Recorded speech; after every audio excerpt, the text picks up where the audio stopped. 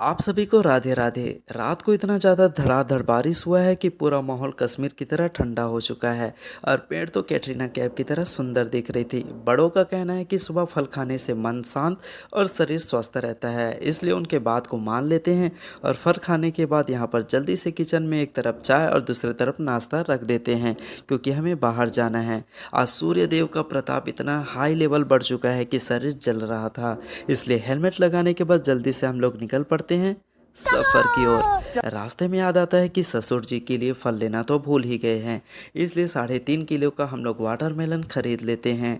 इतना बड़ा काम करने के बाद आगे जाते हैं और पता चलता है कि आज मौसम भी हमारे साथ लुका छिपी खेल रहा था। कभी धूप कभी छाँव, कभी धूप कभी छाँव, और धूप छाँव करते करते मौसम रोमांटिक हो जाता है, तो हमारा गाड़ी की स्पीड और भी बढ़ जाता है। ये वही दो बहनें हैं जो कुंभ के मेले में कहीं खो गई थी माला बेचते हुए, पर हमें इससे क्या, हम तो इस दुर्लभ फल के लिए बहुत दूर से आए थे सफ़र करने के लिए, और यहाँ बस ये दो बहनें हमारी मदद भी करती है, तो जल्दी से इस फल को हम लोग तोड़ने लगते हैं।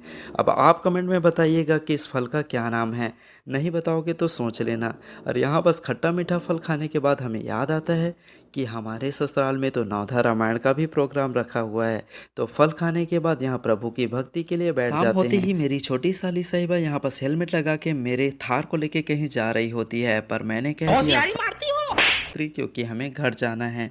शाम का मौसम काफ़ी ज़्यादा ठंडा था, तभी पेट में चूहा कूदने लगता है, तो यहाँ पास पेट पूजा करने के लिए हम लोग गर्मा गर्म मोमोज झेल लेते हैं। और मोमोज खाने के बाद क्या होता है आप लोग को नहीं पता, ब्लॉग खत्म।